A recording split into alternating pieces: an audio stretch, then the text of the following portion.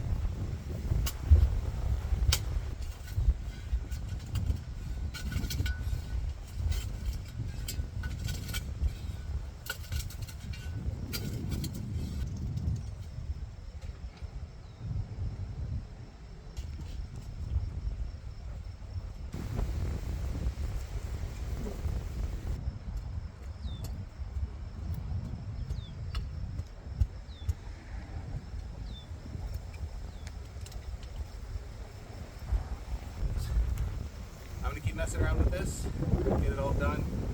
It's been a long time since I've done a railroad tie project, probably close to 20 years, and man, I am not built the same as I used to be.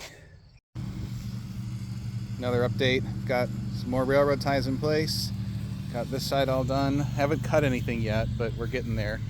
Two things that I've learned is one, I thought these were 8 feet long, they're 8.5 feet, so that means I'm going to have to cut more down here than I expected. And they're not all the same dimensions. Some of them are like 7x9, others are 8x9, and so my trenching and prepping is all kind of for naught anyway. But we're getting it together. Gonna put a layer of 2x4s on here to frame the greenhouse, and then the actual greenhouse itself. They'll all be treated, and that will help tie everything together in a way that kind of overcomes the little edges that aren't quite lining up properly, but it's all very close to level. I'm actually doing better than I originally thought I would. Here's just another view. This is what the back looks like. They're gonna have to make a cut here, move a little bit of dirt, but yeah, pretty happy with it so far. It has been a day. We got a lot done.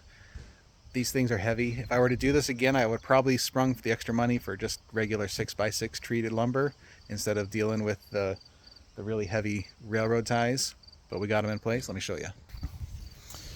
Okay, so we got to do a little bit of tweaking on the line there, but that's good enough. If I split the difference with my frame or double check everything, but I think that's pretty good. Gonna have one going across here. I'm gonna leave that gap there for the door. This gap right, sorry. I'm gonna leave that gap right there for the door. Got the other around the back, same way. I do have to, did I say this was done? I lied. I have to backfill all this dirt, and I have to cut one piece to go right there. I did decide also I'm not gonna cut the ends where it's too long. These were longer than I expected, but instead of cutting them and taking away these metal plates that hold them together when they start splitting, I don't want to do that. So instead I'm just gonna have these kind of T shapes and have it'll be a little annoying with the weed whacker, but that's okay. So that's gonna be what it looks like. I'll get this gap filled in tonight or tomorrow, and then I'll start framing, and I think the framing will go faster. Fingers crossed.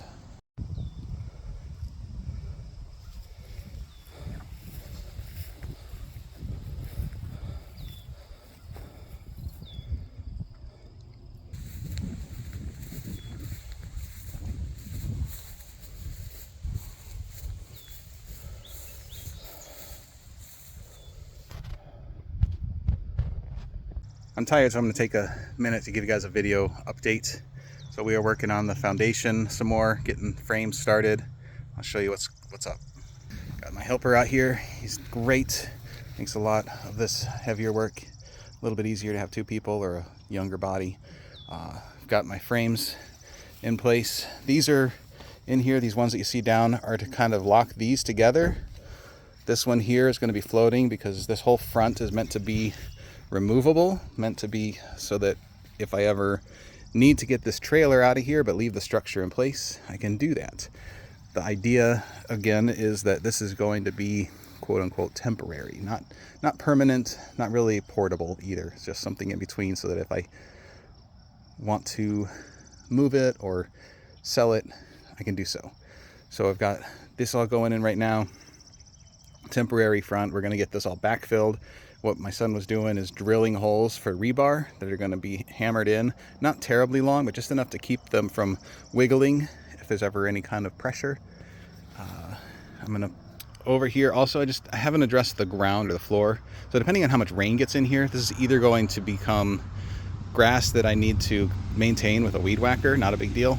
More likely it's just going to die and become sand, because all my soil here is pretty much just sand, and that's fine. So that's what I intend to do, is just let it become sand, let it die. Once it's enclosed in a greenhouse more style roof, it's not going to get a lot of rain until I open it up next summer. This is going to be a little picnic area for late fall and early winter kind of space. And then if I need to, I will put some pavers or some kind of stones down to keep from tracking all that sand into my office. Kudos to all those YouTubers who have just amazing amounts of video and B-roll, because that's a lot of work and it's a lot of storage capacity.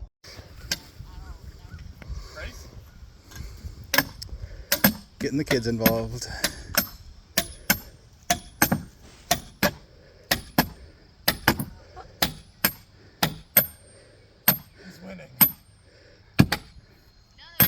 These are 4.5 feet long from a 20-foot piece that I just cut down with my grinder.